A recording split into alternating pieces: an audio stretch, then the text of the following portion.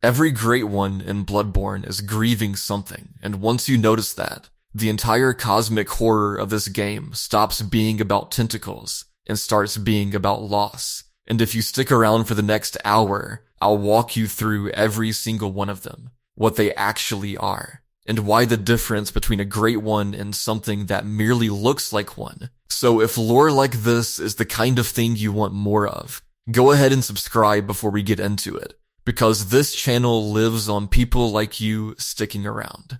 Let's start with a decision I made before writing any of this, because it shapes everything that follows. The Bloodborne wiki itself splits these beings into 3 separate categories, and most retrospective videos flatten that distinction, because it's easier to just call everything a Great One and move on. I'm not doing that here. There are true Great Ones, there are kin that have been labeled Great Ones due to their power, and there are failed Great Ones, which are neither, but are close enough to the process that they deserve to be understood in the same breath. Keeping those 3 tiers separate is going to make the back half of this video make a lot more sense, so keep that structure in the back of your mind as we go. So what actually is a Great One? The game describes them as a group of extremely powerful, multi-dimensional beings capable of existing across several planes of existence at once. They've been called gods, and for most of the runtime of Bloodborne, that's functionally how the world treats them. But the game itself is careful never to confirm that word. Whether they are gods or simply beings operating on a level of existence humanity cannot process is treated as an academic question. One the narrative refuses to settle, and I think that refusal is deliberate. The important thing, as far as the game is concerned, is not what to call them. It's that they exist, that they have influence over the world, that they appear ageless, and that despite all of that, they can be killed.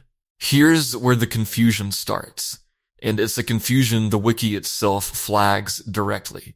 There is real difficulty in determining what constitutes an original Great One versus an extremely powerful kin that later ascended to Great One status. Both categories share an alien, incomprehensible physical language. Both are described in god-like terms. And because Bloodborne almost never states plainly which is which, players have spent years arguing over categories that the item descriptions treat as settled fact if you read them closely enough. So let's define the other half of that equation, because you can't understand what a Great One is without understanding what it isn't. The kin are not Great Ones. The kin are human beings who were granted eldritch knowledge through contact with a Great One. And as a result of that contact, they're considered brethren. Kin are elevated humans. Great Ones are something else entirely. Something the game describes as fundamentally unknown. Beings that are essentially impossible to comprehend. They merely exist. They have their own desires, their own motives. And those motives are not human motives dressed up in tentacles. According to the choir's own findings, the Land of Is exists in direct contact with the cosmos itself. And it's this contact that allows Great Ones to function on what the game calls transcendental planes of thought. That's not flavor text. That's the wiki explicitly telling you that is a physical location in the game world that touches something beyond the game world. And the Great Ones are native to whatever that something is. Now, the goal driving almost the entire plot of Bloodborne comes from one specific institution chasing one specific outcome. The Healing Church pursued for a very long time a goal hidden from everyone except its highest ranking members, summoning or somehow harnessing the power of the Great Ones. The Great Ones aren't of this world, but they were worshipped anyway by most of Yharnam, directly or indirectly, whether the average citizen understood what they were kneeling to or not. And that worship traces back to one place. Bergenworth. The scholars there initially revered the Great Ones as a source of higher understanding, and either directly or indirectly, that reverence calls the scourge of the beast, the blood-borne affliction that traces all the way back to contaminated blood discovered inside the lost labyrinth of Pthumeru. The wiki's description of what happened at Bergenworth is worth sitting with for a second. because it explains why the Academy exists as a ruin rather than a functioning institution by the time the hunter arrives. Great ones were here, in the labyrinth long ago, closer than anyone at Bergenworth expected. Men were sent down into that labyrinth, and an academy was built specifically to try to understand what they found down there, a body of knowledge generally referred to as the Eldritch Truth. And the truth, it turns out, is a terrible thing.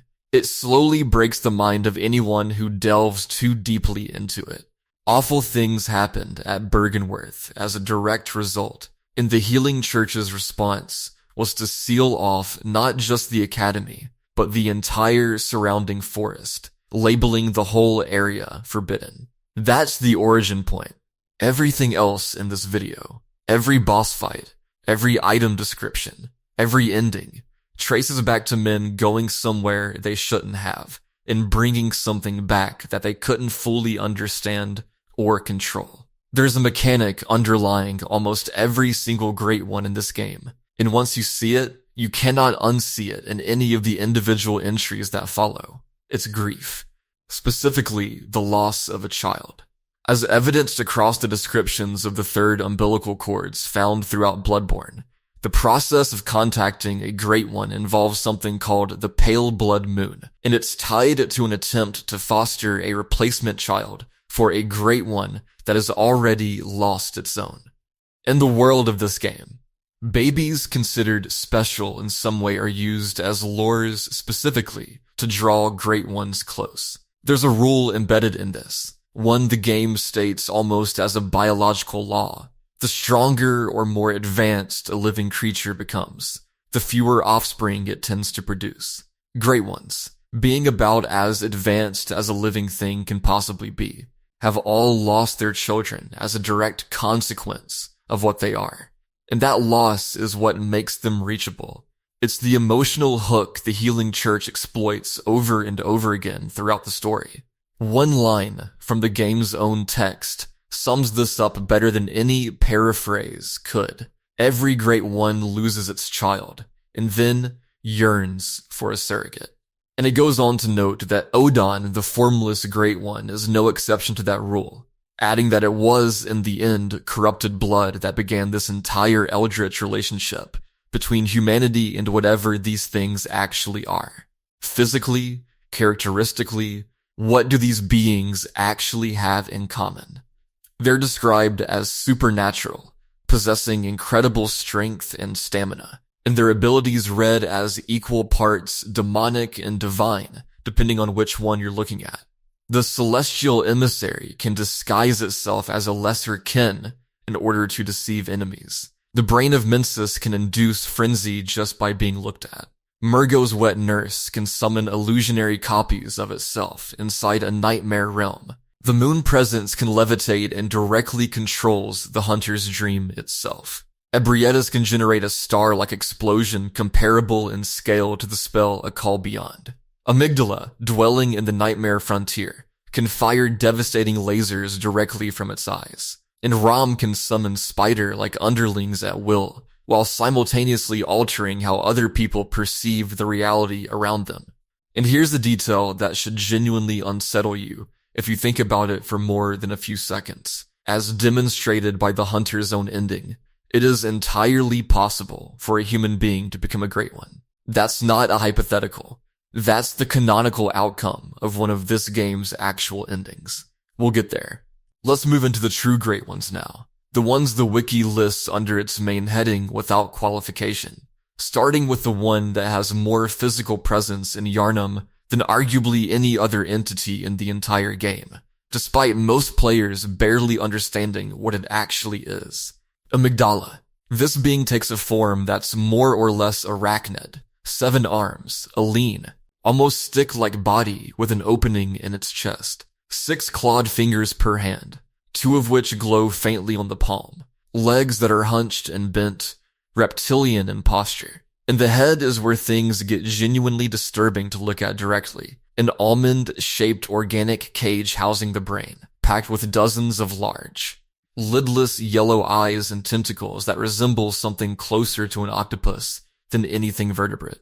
There's remarkably little confirmed information about what this thing actually is or wants, but it has, by a wide margin, the most prevalent iconography of any great one in the entire world of Yharnam. Statues in its likeness line the interior stairs of the Grand Cathedral. A particularly clear statue exists inside the Hypogean Gaul. 2 tentacled, non-boss versions of Amygdala physically inhabit Yharnam itself, and if the hunter gets close enough, they'll drag the player into their grip with a vortex, inflicting frenzy before simply dropping them, and under the right circumstances, using that grip to transport the player directly into a specific part of the nightmare, one granting access to the hunter's nightmare, the other granting access to the lecture building. There's an internal detail here that never made it into the final game's text, but survives in the files, and it reframes the entire being. In the official Collector's Edition strategy guide, Amygdala are interchangeably referred to as false gods. That's backed up by an alpha build detail. Their theme music in an earlier build of the game was internally titled False God Hymn. Their internal file name in Japanese translates to Evil God Fallen Angel. And in the alpha specifically, that file was just labeled False God. So the most visually iconic Great One in the entire game may not actually be a true Great One at all in the eyes of its own developers. It might be something the world simply chose to worship as one.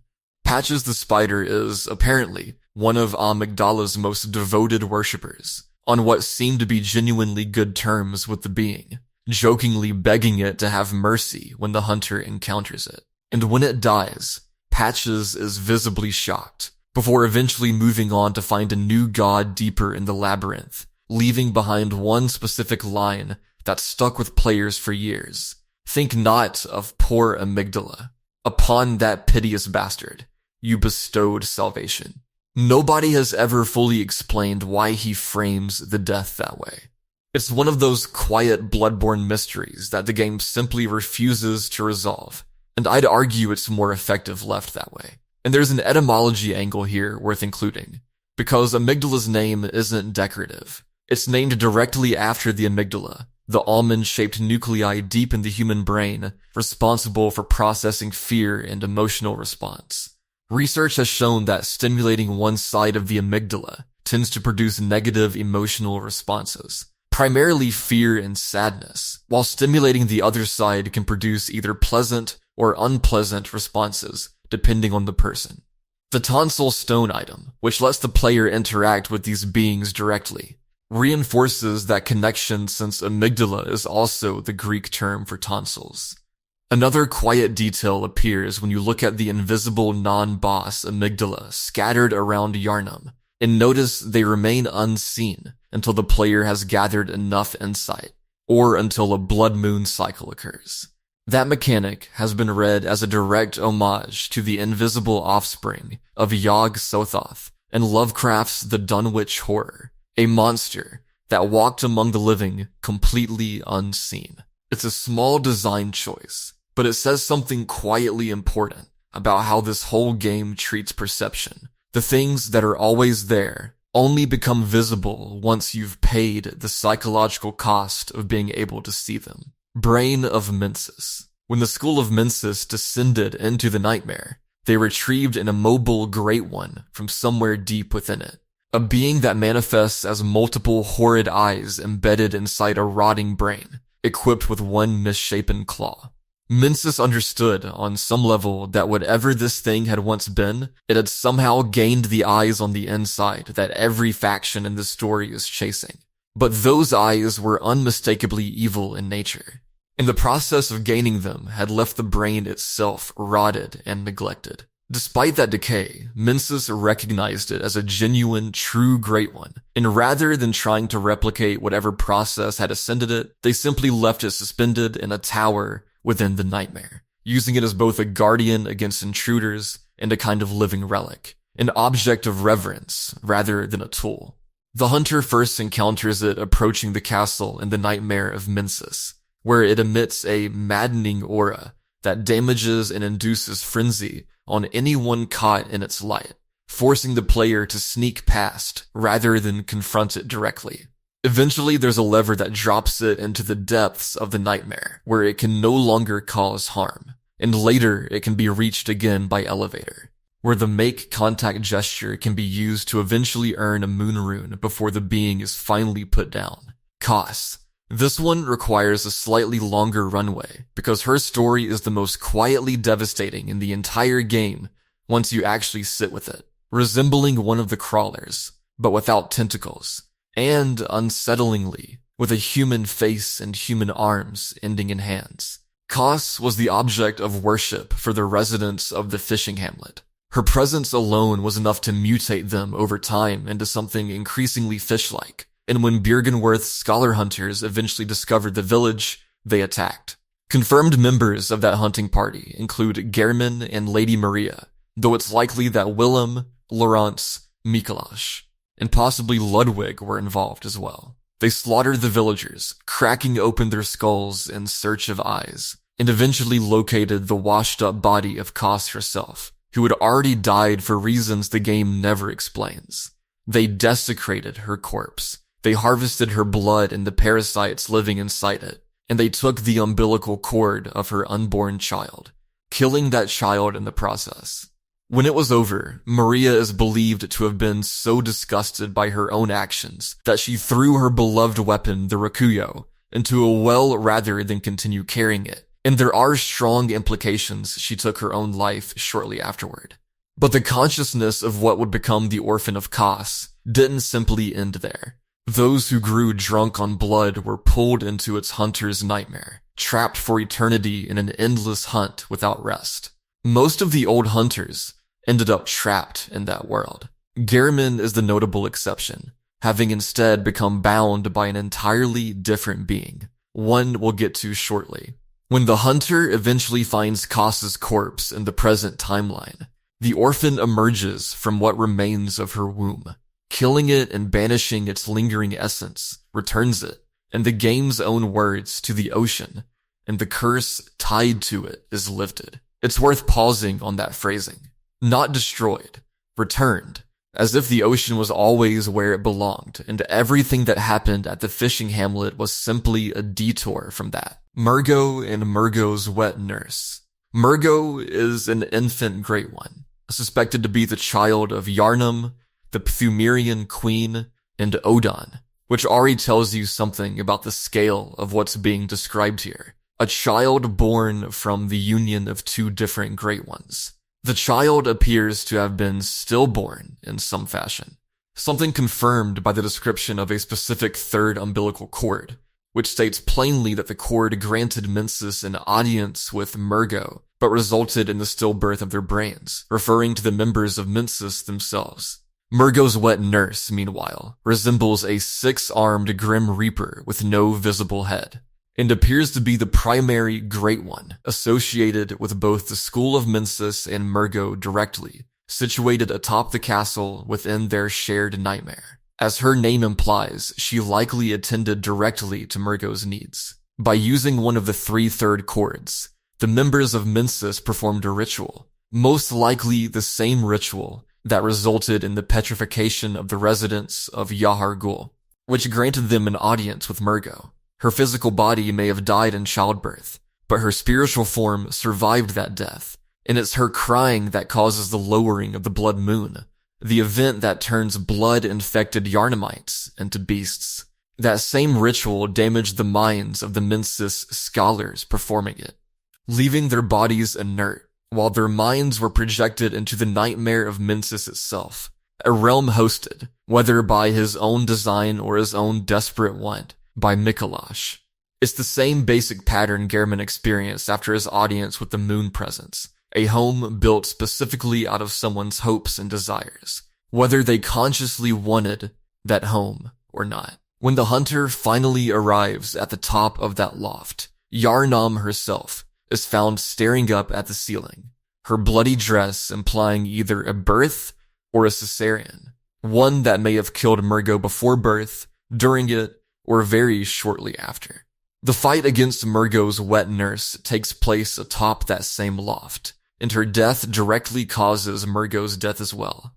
ending the nightmare of Mensus and halting the spread of the beast plague across Yharnam. Yharnam bows to the hunter and disappears, most likely because her child, held inside the nightmare by the Great Ones, or by Mensus itself, has finally been released. There's a theory worth including here, one the wiki treats with real weight rather than dismissing as fan speculation, that the wet nurse either is Mergo or was created directly by Mergo, out of necessity, after being pulled from her true mother's womb and needing someone to care for her. The evidence stacks up in an interesting way. The wet nurse's appearance reads as distinctly Thumerian, just like her presumed real mother. Her body, like Mergo's, is invisible and does not bleed, and the pram seen in the fight appears empty, suggesting the baby inside is formless, the same way Oedon is formless. During the fight, her crying is audible, but the baby itself is never visible. And she drops a third umbilical cord, the same item dropped by Ariana's child, who's very likely also the child of a Great One born through a human surrogate. Finally, her ability to generate what seem like infinite copies of herself suggests she isn't a being of flesh and blood at all, but something closer to a projection, or a creation. The Orphan of Kos, despite technically being unborn, was still able to generate a physical form to defend itself from within its own nightmare. It's reasonable to assume Mergo, in whatever way she can, is doing exactly the same thing. Moon presence. If there's a central antagonist to Bloodborne's cosmic horror, in the sense of a Great One that is actively, deliberately working against the other Great Ones, rather than simply existing, it's this one. It's a tentacled, beast-like creature composed of exposed flesh and bone, and it's the being originally beckoned by Lawrence using one of the third umbilical cords. Using Gehrman as a surrogate child, it took his memories and used them to shape the dimension it rules into the likeness of his old workshop, creating the hunter's dream and keeping him bound inside it, both to assist future hunters and simply to exist as its replacement for whatever it had lost. Consuming 3 third cords grants the hunter the fabled eyes on the inside, the same elevation Willem himself once sought at tremendous personal cost, when the hunter finally defeats Gehrman. The moon presence attempts to use them as its next surrogate child, the same pattern it used on Gehrman. But because the power of the hunter's mind has, by that point, become the sort a Great One possesses, the moon presence is unable to shackle them to the dream, the way it shackled Gehrman before them.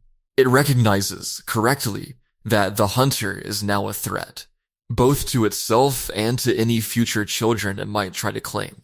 Killing it transcends the hunter beyond humanity entirely, and they become, canonically, an infant Great One themselves, adopted by the doll and, according to the game's own framing, fated to lead humanity into its next stage of evolution. According to both the doll's dialogue and cut dialogue, originally intended for Gehrman, its actual name may be Flora. There's a note found in the lecture building that reframes the moon presence's entire motive, and it's short enough to read exactly as it appears.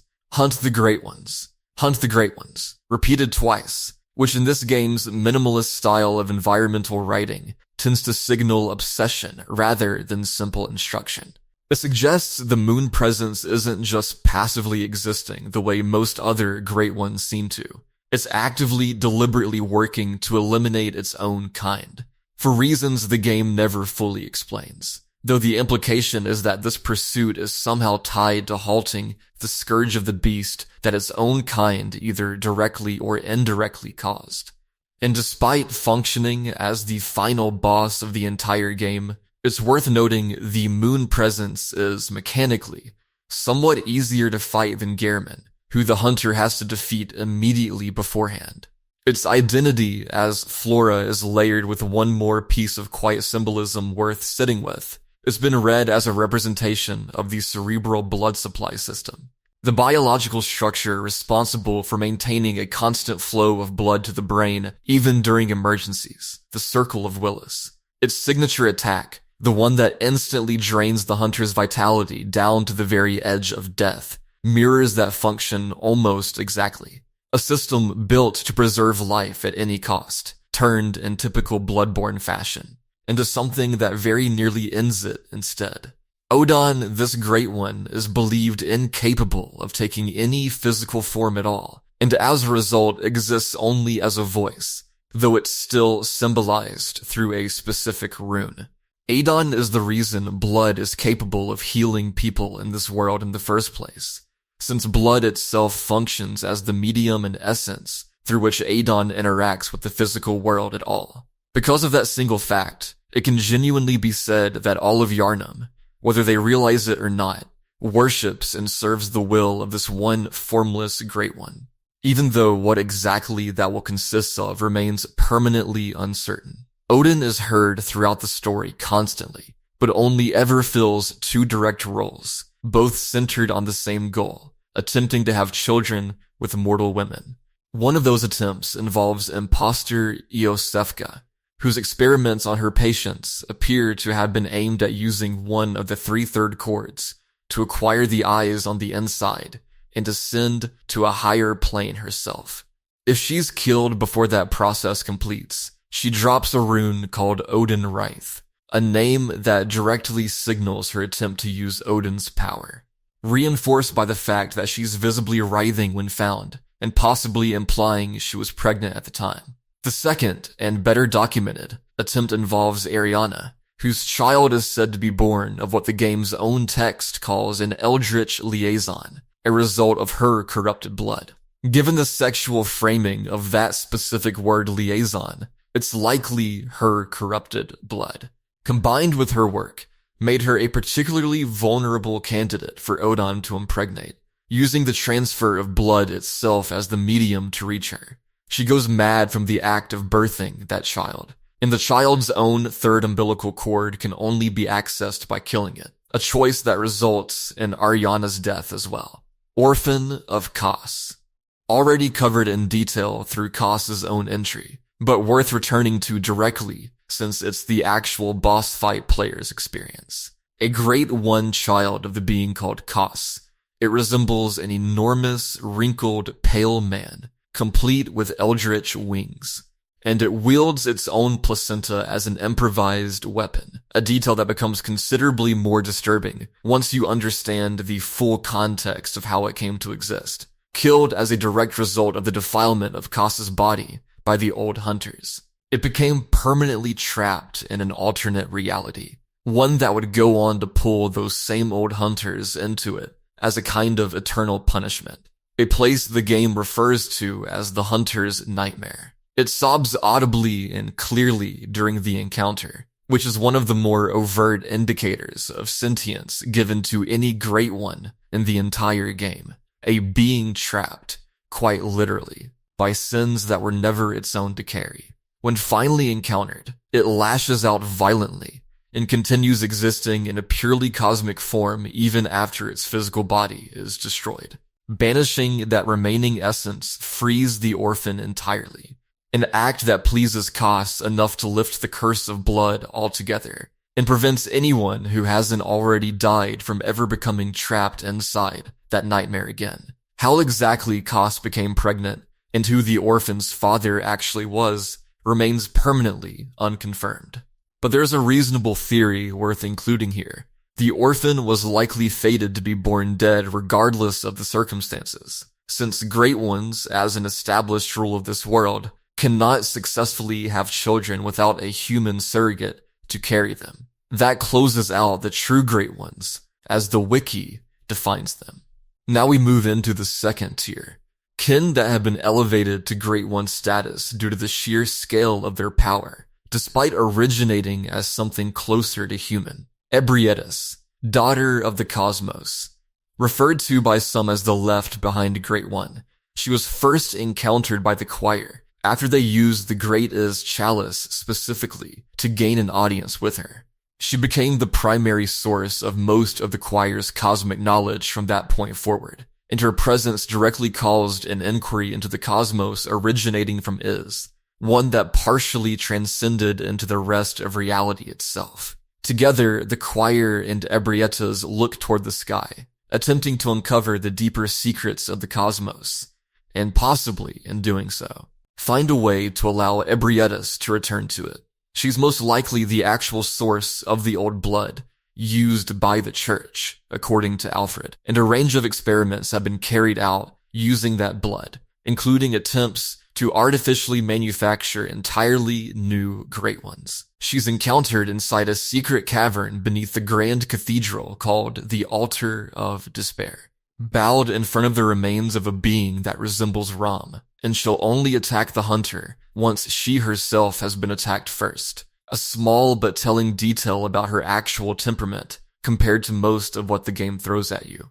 Ram, the vacuous spider. Very little is confirmed about the being sometimes called the Bergenworth spider, but she's said to actively work to prevent certain things from being discovered, which is why those seeking a particular kind of master, likely Willem himself, find themselves consistently unable to, specifically because of her interference.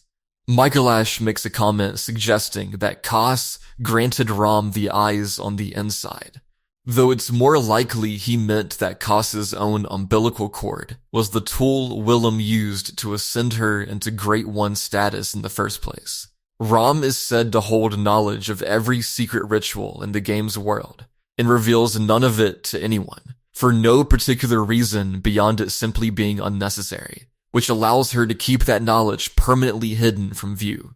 In an interview, director Hidetaka Miyazaki confirmed directly that Ram is female. When the hunter encounters Willem in person, he gestures toward the lake, wanting the player to go forward and uncover what he calls the last secret.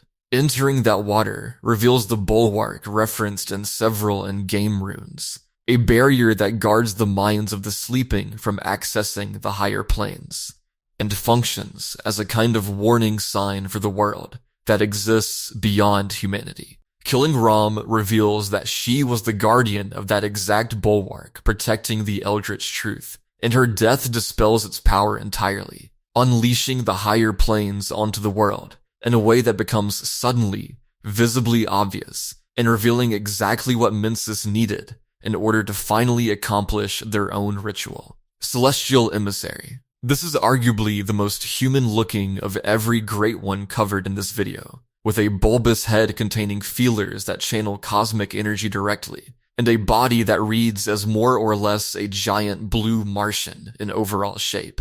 Its distinctly humanoid form likely exists because it's the direct result of the healing church experimenting on patients held in the orphanage. An effort aimed at creating something like a cosmic think tank by having those patients gain eyes on the inside through the act of imbibing parasite-infested water. Those patients would begin hearing the sound of water deep in the ocean, described in the game's text as a distinctly sticky sound, which turned out to be the genuinely inhuman voice of a celestial being reaching them. Eventually, one patient gained the ability to actually see that voice, and transcribed what became known as the Milkweed Rune directly from the experience, a rune that allowed others afterward to become kin themselves. Several failed attempts at this same process, referred to as the living failures, were kept in gardens above the space where those still in the process of becoming kin were permitted to exist among the flowers. That garden location is where players actually fight the celestial emissary in the present-day world, and the patients still there can apparently use the same underlying power, implied by an item found in that area to involve phantasms using the body itself to generate cosmic fields. Due to the specific communion rune it drops upon death, this being is clearly important to the church's overall hierarchy, though its exact role has never been definitively confirmed. Most theories place it as the primary means of communication between humans and Ebrietas specifically. And it's possible, though unconfirmed, that it functions as the actual leader of the orphanage, and by extension, the choir as a whole. That completes the kin Great Ones. But before moving into the last category, it's worth pausing on why this middle tier exists at all. Because the wiki's decision to separate kin Great Ones from true Great Ones isn't just bureaucratic categorization. It reflects something the game's own item descriptions treat as a real, meaningful distinction. even if the world of Yharnam itself never bothers to draw that line. A true Great One, as this video has covered, simply exists. It has no clear point of origin as a human being. Oedon was never a person. The Moon Presence was never a person. Kos, whatever she actually was, does not read as a being that started out human and was elevated through ritual, but Ram did. Ebrietas, in her own way, likely did as well, given her association with the choir's own experimentation. The celestial emissary absolutely did, since its entire physical form is described as the direct result of church experiments on human patients. That means the wiki's 3-tier structure isn't arbitrary. It's tracking something closer to a spectrum of ascension, with true Great Ones sitting at one end as beings that were simply always alien, kin Great Ones sitting in the middle as beings that started human and transcended that condition entirely, and failed Great Ones sitting at the far end as the wreckage left behind by that same transcendence attempted and not completed. The game trophies blur this line because, from the perspective of anyone actually encountering these beings in Yharnam, the distinction barely matters. Power looks the same regardless of where it came from. But if you're trying to actually understand this world rather than just survive it, that point of origin might be the single most important thing separating one Great One from another. It's also worth spending a moment on how this ties back to the eyes on the inside, a phrase that comes up constantly throughout every single entry covered so far, and one that's easy to let slide past as flavor text rather than an actual mechanic worth unpacking. The eyes on the inside represent an elevated form of perception, a way of seeing and understanding reality that exists on a completely different level from ordinary human sight. Master Willem pursued them his entire life, at tremendous personal and mental cost, and never fully succeeded the way his own students eventually would. Insight, as a stat tracked throughout the entire game, functions as a direct mechanical representation of this same concept. The more insight the hunter accumulates, the more of this hidden world becomes visible to them, non-boss Amygdala included, and the more vulnerable they simultaneously become to frenzy, since perceiving too much of what these beings actually are carries a real psychological cost. That's not incidental design. That's the entire thematic backbone of Bloodborne, translated directly into a gameplay stat, and it's why nearly every faction covered in this video, the Healing Church, the School of Mensus, the Choir, all converge on the exact same goal, despite operating through entirely different methods. They all want the eyes on the inside. They just disagree, sometimes violently, on how far a person should be willing to go to get them. Now, the third and final category. Failed Great Ones. These aren't true Great Ones, and they aren't elevated kin either. They're what's left over when the process of trying to create one goes wrong, and including them here matters, because understanding what failure looks like tells you something real about what success was supposed to look like in the first place. Living failures. The Healing Church, even in its earliest infancy as an institution, began experimenting with methods to deliberately trigger the evolutionary process in humanity, all in pursuit of transcending its mortal limitations entirely. To that end, they experimented extensively on patients held in the research hall, and despite repeated attempts, the only consistent result they managed to produce was several insane, screeching humanoid beings, each with bulbous, leathery heads and bodies that had become unnaturally stretched. The patients who came closest to genuine success were still, ultimately, failures. That's the literal meaning behind their name. They function as the direct prototype for what eventually became the celestial emissary. And the parallel between the two isn't just physical, in their shared pale blue bodies, stretched limbs, and bloated heads. It extends to their actual abilities as well, since they're capable of unleashing multiple arcane blasts, including one that closely resembles Ram's own arcane meteor attack. In the game's official guide, the they're specifically labeled as kin of the cosmos, a designation that places them just outside true Great One status, while still acknowledging how close they actually got. The One Reborn. This was the final, and by most interpretations, failed result of an unholy experiment aimed at ascending humanity to the actual status of a Great One. It's also been speculated that it may function as the last line of defense for the school of Mensus against either the choir or the hunter directly, and it's summoned into being by the bell ringing women as a churning mass of beings drawn from other worlds, quite possibly the dead inhabitants of Yahargul, or the Mensus scholars themselves, having died as a direct result of their own earlier ritual, repurposed here as raw material for one final act of defense. Before we close this out, a few pieces of trivia worth including, because they genuinely change how you might read everything covered so far.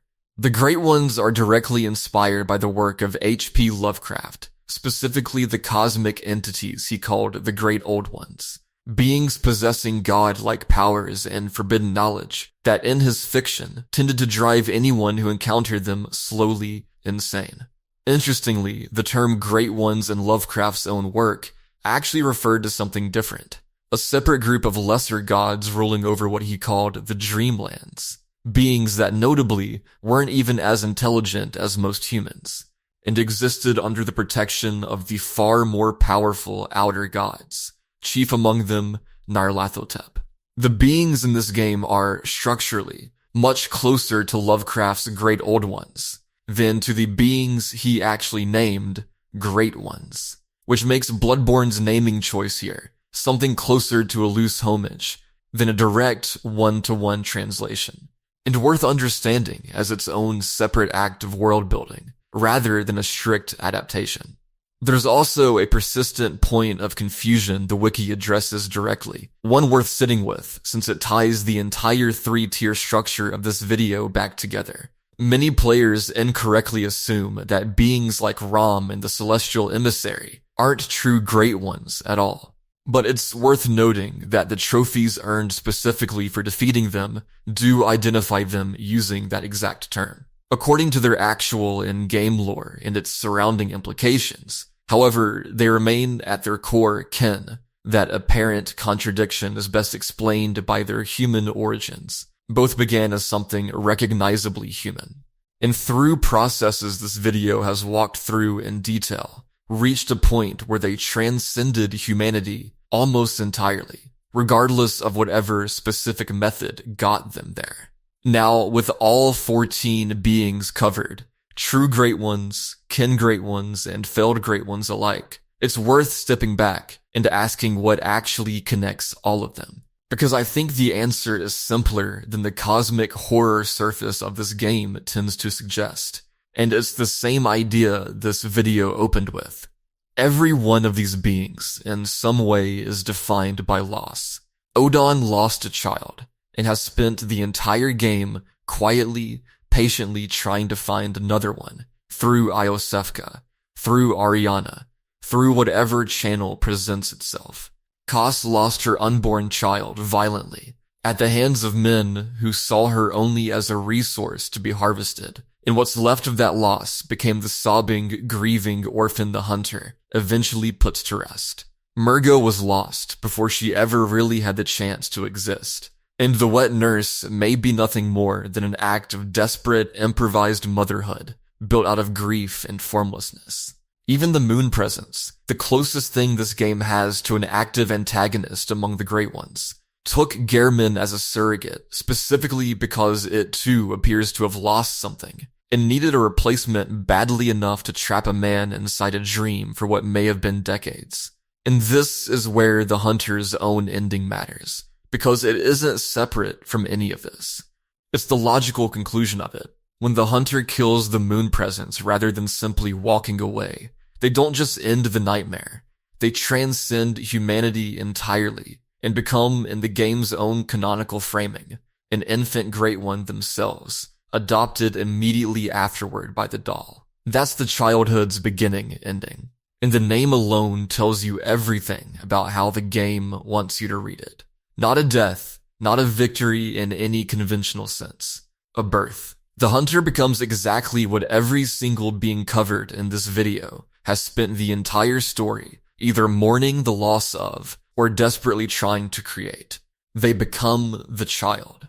After an hour spent watching Great One after Great One reached for something it lost and could never quite get back, the game's own ending quietly hands you the answer to what all of that reaching was actually for. Whether that's a triumph or simply the last and strangest tragedy in a game built entirely out of them, is something Bloodborne, characteristically, never tells you outright. It just leaves you standing there, an infant god adopted by a doll in an empty dream, and lets you decide for yourself what you actually just became.